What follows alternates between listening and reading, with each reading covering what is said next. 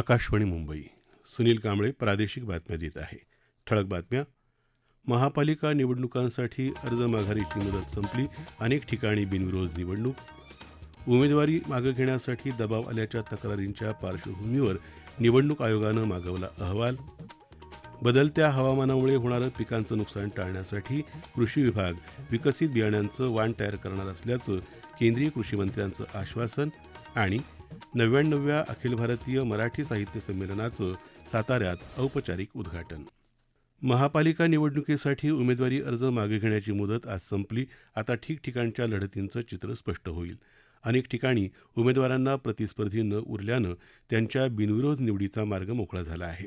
अनेक ठिकाणी मुळातच एकमेव अर्ज आले होते, तर काही ठिकाणी छाननीत इतर अर्ज बाद झाल्यानं उमेदवार बिनविरोध आहेत. उद्या निवडणूक चिन्हांचं वाटप झाल्यानंतर अंतिम उमेदवार यादी जाहीर होईल.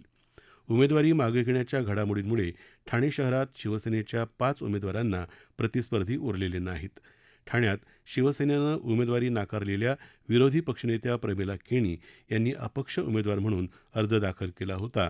त्यांना राष्ट्रवादी काँग्रेस शरदचंद्र पवार पक्षानं पुरस्कृत केलं असून त्या पक्षाच्या उमेदवार दीपा गावंड यांनी आपला अर्ज मागे घेतला आहे. बृहन्मुंबई महानगरपालिकेच्या गोवंडी विभागात समाजवादी पार्टीचे उमेदवार इरफान खान यांनी आपला अर्ज मागे घेऊन काँग्रेसच्या उमेदवाराला पाठिंबा जाहीर केला आहे. कल्याण डोंबिवली महानगरपालिकेत भाजपाचे 15 उमेदवार तर शिवसेनेचे 5 उमेदवार बिनविरोध ठरले आहेत.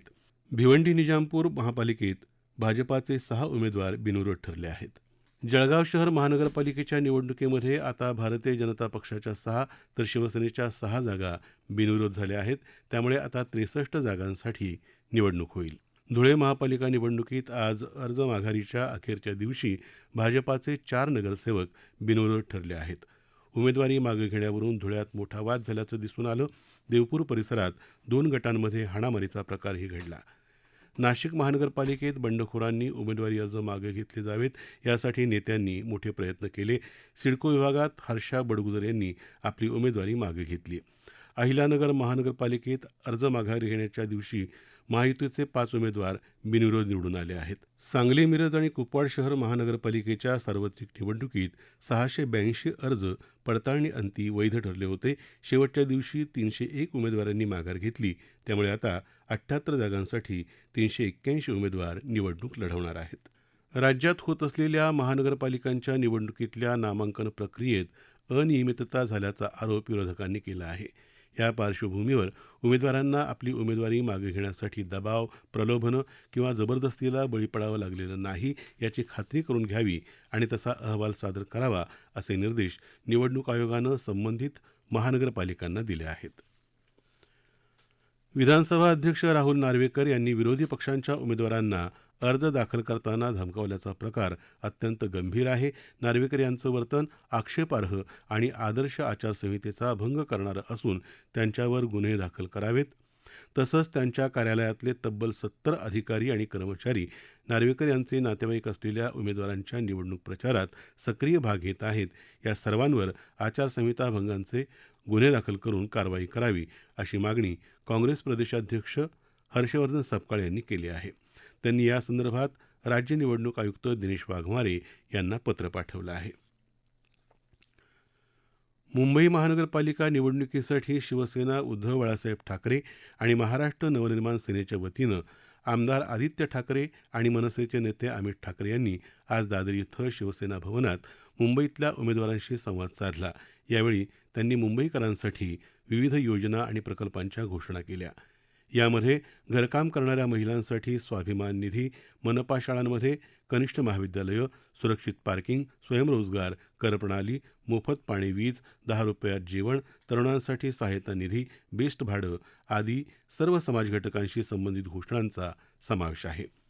यामध्ये लाडकी बहीण योजनेच्या पार्श्वभूमीवर सुरू केल्या जाणाऱ्या स्वाभिमान निधी अंतर्गत मुंबईतल्या घरकाम करणाऱ्या महिलांना तसंच कोळी महिलांना 1500 रुपये दिले जातील. सर्व शिक्षण मंडळांच्या शाळा सुरू केल्या जातील. त्यात मराठी भाषा अनिवार्य असेल. जिथं जिथं मुंबई महापालिकेचं पार्किंग आहे ते मोफत दिलं जाईल. 700 चौरस फुटापर्यंतच्या घरांना मालमत्ता कर माफ केला जाईल. मुंबईत क्लायमेट ॲक्शन प्लॅन राबवला जाईल. 100 युनिटपर्यंत वीज मोफत तर पाण्याचे दर स्थिर ठेवले जातील. प्रत्येक प्रभागात मिनी स्पोर्ट्स कॉम्प्लेक्स तयार केले जातील असं ठाकरे बंधूंनी जाहीर केलं. तपशीलवार निवडणूक जाहीरनामा येत्या 2-3 दिवसात जाहीर करू असं आदित्य ठाकरे यांनी सांगितलं. या प्रादेशिक बातम्या आकाशवाणीच्या मुंबई केंद्रावरून देत आहोत. आकाशवाणी मुंबईच्या AR न्यूज मुंबई या फेसबुक पेजवर तुम्हाला दिवसभर महत्त्वाच्या बातम्या वाचता येतील. प्रादेशिक बातमीपत्रात आपलं पुन्हा एकदा स्वागत. बदलत्या हवामानामुळे होणारं पिकांचं नुकसान टाळता यावं यासाठी कृषी विभाग विकसित बियाणांचे वाण तयार करणार असल्याचं केंद्रीय कृषी आणि ग्रामीण विकास मंत्री शिवराज सिंग चौहान यांनी आज नाशिक इथं सांगितलं. ते यशवंतराव चव्हाण मुक्त विद्यापीठाच्या कृषी विज्ञान केंद्रात आयोजित कार्यक्रमात बोलत होते. आदिवासी भागातल्या शेतकऱ्यांनी पिकवलेल्या तृणधान्यांवर प्रक्रिया करणारे उद्योग उभारण्यासाठी योजना तयार केली जात आहेत. सेंद्रिय शेती करणाऱ्या शेतकऱ्यांच्या मालाला योग्य भाव मिळावा यासाठी कृषी उत्पादनांचं प्रमाणीकरण करणारी स्वतंत्र यंत्रणा उभारली जाणार आहे, अशी माहितीही चव्हाण यांनी यावेळी दिली. मराठी भाषा आणि जातीधर्म यांची सरमिसळ न करण्याचं आवाहन 99व्या अखिल भारतीय मराठी साहित्य संमेलनाचे अध्यक्ष विश्वास पाटील यांनी आज केलं. संमेलनाच्या औपचारिक उद्घाटनाच्या कार्यक्रमात ते बोलत होते. संमेलनाच्या अध्यक्षपदाची सूत्र त्यांनी मावळत्या अध्यक्ष डॉक्टर तारा भवाळकर यांच्याकडून स्वीकारली. ज्येष्ठ हिंदी साहित्यिक डॉक्टर मृदुला गर्ग प्रमुख पाहुण्या होत्या. सर्वात पहिल्यांदा मराठी दलित साहित्य लिहिण्यात आलं. दलित साहित्य हा मराठी साहित्य विश्वाचा आत्मा असल्याची भावना त्यांनी उद्घाटनपर भाषणात व्यक्त केली. ग्रामीण भागातल्या प्रकाशक आणि लेखकांना प्रोत्साहन देण्याची भूमिका मावळत्या अध्यक्ष डॉक्टर भवाळकर यांनी मांडली. पहिलीपासून हिंदी किंवा अन्य भारतीय भाषा शिकवण्याच्या निर्णयाला साहित्यिक जगताचा विरोध असल्याचंही त्या म्हणाल्या. साहित्य महामंडळाचे सचिव मिलिंद जोशी यांनी त्याला दुजोरा दिला. मुख्यमंत्री असताना मराठी साहित्य क्षेत्रात कोणताही राजकीय हस्तक्षेप होऊ दिला जाणार नाही, अशी ग्वाही मुख्यमंत्री देवेंद्र फडणवीस यांनी साहित्य संमेलनाच्या व्यासपीठावरून दिली. साहित्यिकांनी राजकारणात यावं, मात्र साहित्य क्षेत्रात राजकारण आणू नये, असं ते म्हणाले. साहित्य जनजीवनाचं दर्शन घडवतं आणि समाजाला वळण लावतं, त्यामुळे संमेलनाच्या मंचावरून झालेली टीका महत्त्वाची आहे, असं त्यांनी सांगितलं. प्रत्येक साहित्य संमेलन हे कुठेतरी एक दिशादर्शक अशा प्रकारचं साहित्य संमेलन असतं. त्यातल्या अध्यक्षीय भाषण जे आहे त्या भाषणातनं एक पुढच्या वर्षीची एक चांगली दिशा ही आपल्याला त्या ठिकाणी मिळत असते आणि मला विश्वास आहे की अशाच प्रकारचं मार्गदर्शन या साहित्य संमेलनाच्या माध्यमातून देखील होत राहील.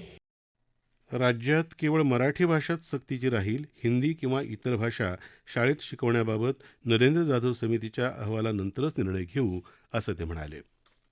प्रधानमंत्री सूर्यघर योजनेअंतर्गत अनुसूचित जातीच्या कुटुंबांना घरावर 1 किलोवॅट क्षमतेचं सौर ऊर्जा संयंत्र बसवण्याच्या कामाला राज्य शासनानं मान्यता दिली आहे.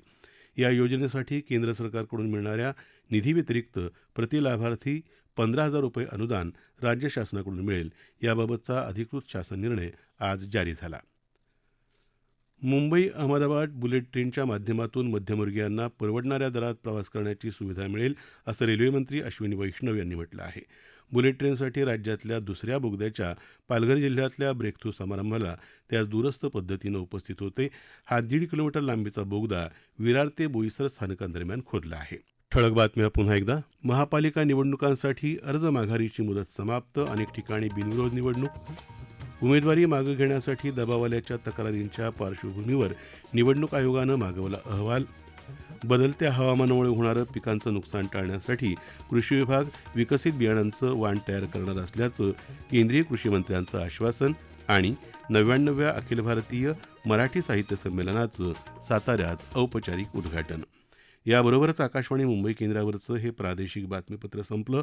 पुन्हा भेटूया रात्री 8:05 आकाशवाणी मुंबईच्या राष्ट्रीय बातमीपत्रात. नमस्कार.